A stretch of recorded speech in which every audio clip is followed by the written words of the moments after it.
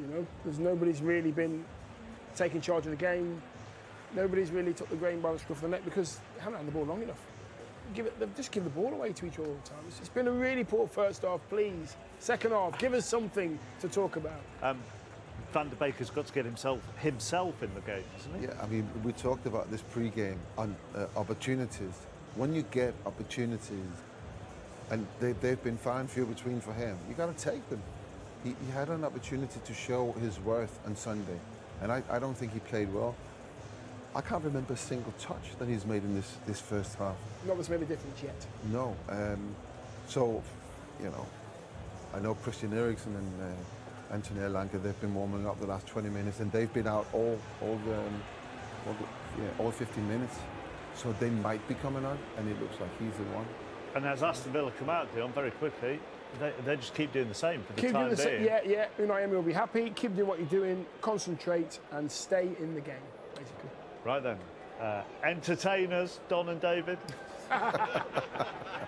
Thank you, chaps.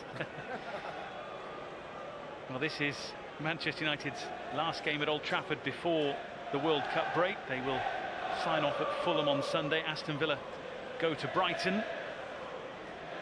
Both will look to add to their Premier League points tally before various players depart for extended time away, of course. A unique season for everyone and a challenge for managers. Let's start this one again, shall we? Aston Villa starting the second half. The last meeting between these two sides was the 2010 League Cup final in this competition, of course. Manchester United won 2-1. James Milner opening the scoring on that occasion for Aston Villa before Michael Owen replied and Wayne Rooney clinched the silverware for Sir Alex Ferguson's side. Aston Villa winning themselves in the final of March 1994 against United with Dalian Atkinson, Dean Saunders and Mark Hughes pulling one back for Manchester United before Saunders got his second and Villa's third to ultimately lift the trophy. Goalless at the break without too much to shout about in that first half in an attacking sense. So let's see who has the first strike in anger in this second half. Of course, as we said earlier, we must have a winner somehow tonight. Someone must go through to the draw which follows this game, the draw for round 4. It's the beauty, isn't it? We will get some drama at some point, even if not many goals in 90 minutes. Both of them must do better. Understand Villa's game plan.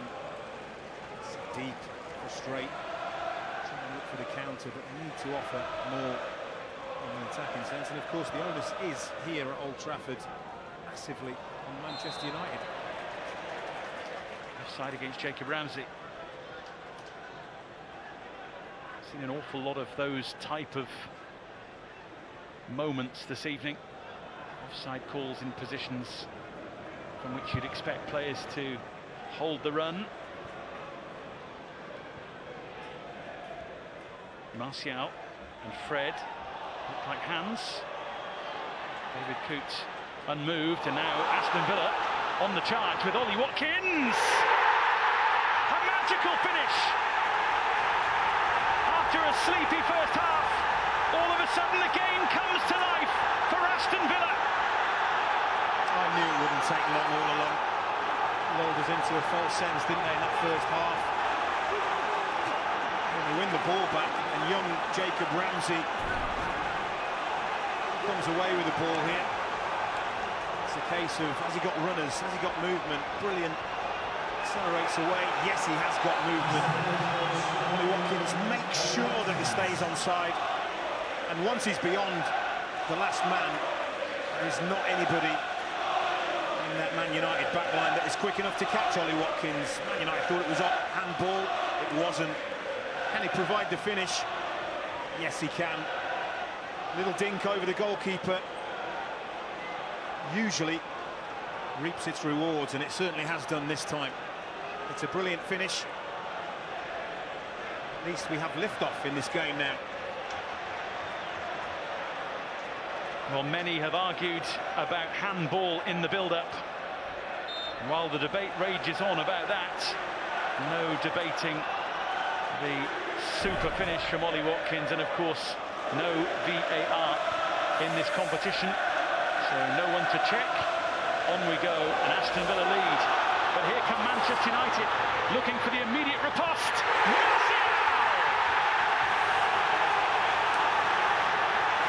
What a second half already! And the Aston Villa lead lasted just seconds. Well, just what Manchester United needed, and once again, the goal has come. He's done his team to calm down because they didn't settle after scoring, but it's the play that Manchester United have been trying to pull off all evening long. It's the ball over the top for the run in behind, and this time they get it right. Bruno Fernandes stays on side. He's aware that Martial is square for a tap-in, and he puts it on a plate. It's brilliant from Fernandes. It's easy for Martial, and it's poor from Aston Villa. One straight ball, and they're in trouble. Well, now we've got a game on our hands. Here's McGinn towards Ramsey, fended away by Malacia.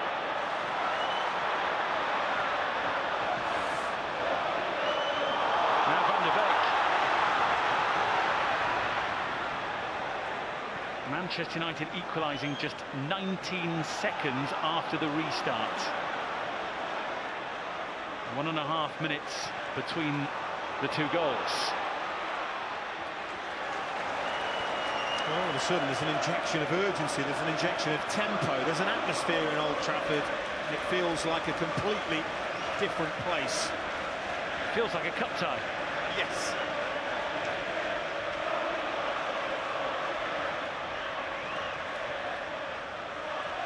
Malacia. Kept alive by Fernandes. Hello, and Van de Beek.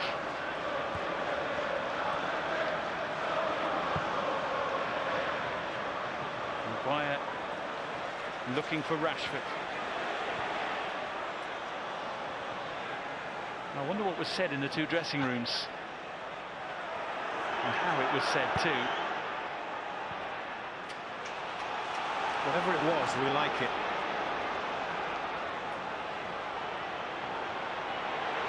Augustinson allowed to travel a fair way. Here's Watkins. Douglas Luiz trying to go through a gap that was quickly closed. Camara and Young. And a little bit of nonsense off the ball. Two players who do see the red mist descend every now and again. He's fuming, Bruno Fernandes. I think it was all about when Douglas Luiz had the ball between his shins, his calves. And two Manchester United players were trying to tackle him. And obviously the ball popped free, play went on, we followed the ball. Nobody saw any of this, but desperate to get up and get on with it and get a shot away. It's brilliant from Marcus Rashford. And good refereeing as well. David Coote was visibly desperately trying to allow Manchester United to carry on. Malacia. Fred.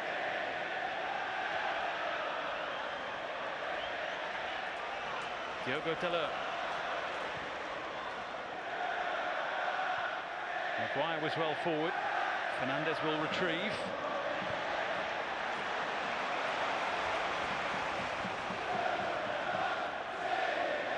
Fred.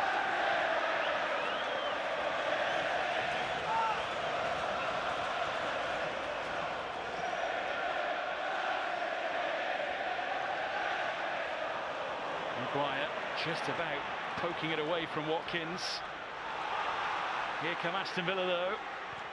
Ramsey, Watkins, Danny Ings. Plenty of red shirts back in the end. to do the job.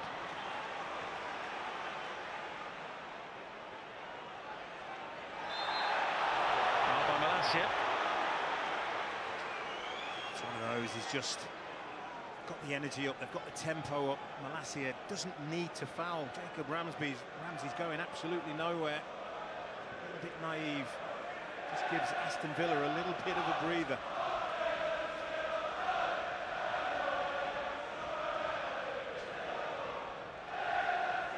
Douglas do his take.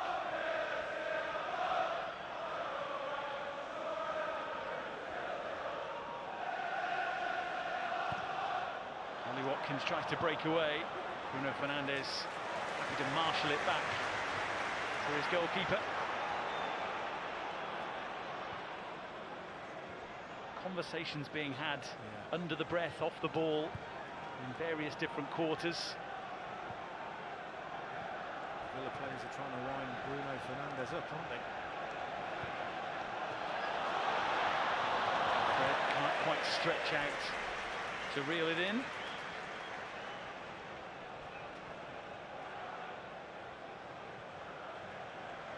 Emi Buendia has been summoned.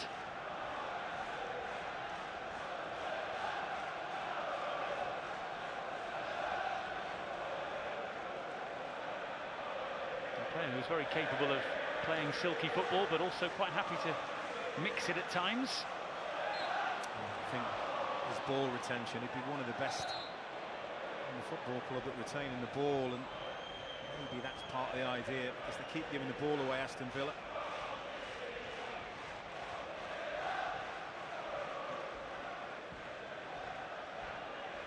Emi Buendia has been thrust back into the Aston Villa side, really, since the departure of Steven Gerrard. He started the last 3 Premier League games. He only started 3 of 11 under Steven Gerrard this season. Looks like he's not going to be the only one introduced by Unai Emery. Leon Bailey and Tyrone Mings have been called for.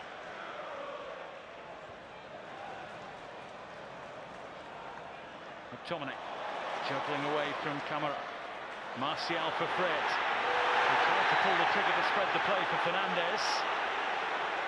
Aston Villa feel the ball was taken here. It looked like a really good challenge to me. I mean, that's a good challenge to me. So it must be something off the ball, another incident involving other players. That's all I can think there. David Coote was gesturing a shirt pull in the mix there. Malacia. Fred. Van der Beek for Martial, who is flagged offside.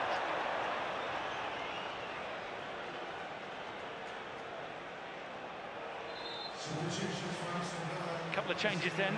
Buendia for Ings is the first of those.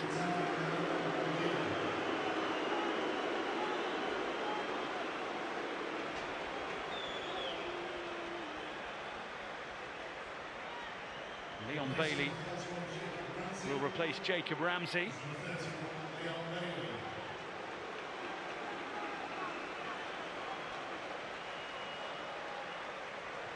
And then we're going to see Tyrone Mings as well. And it will be Ezri Konsa to make way for Mings. I think this is with a view to the weekend in mind a little bit. Just giving players managing their workload, really. It's all about. Tyrone Mings, who has scored here a few years ago. He was also involved in an unsavoury incident with Zlatan Ibrahimovic. He was playing for Bournemouth here a fair few years ago. Dubravka's ball. What means for Aston Villa is Ollie Watkins will now go central in the middle and look to play on the shoulder of Lindelof and